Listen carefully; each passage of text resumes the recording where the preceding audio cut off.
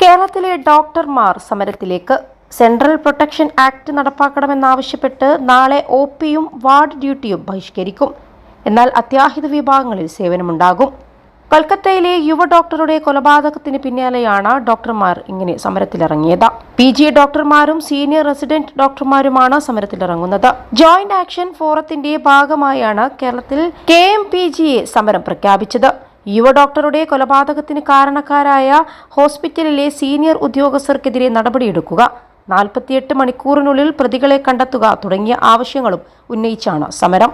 അതേസമയം പശ്ചിമ ബംഗാളിൽ ബലാത്സംഗത്തിനിരയായി ഡോക്ടർ കൊല്ലപ്പെട്ട RG കർ മെഡിക്കൽ കോളേജിൽ വൻ സംഘർഷമുണ്ടായി. പുറത്തുനിന്നെത്തിയ സംഘം സമരപന്തലും ആശുപത്രിയും അടിച്ചു തകർത്തു. പോലീസിനും പ്രതിഷേധക്കാർക്കും നേരെയും ആക്രമണമുണ്ടായി.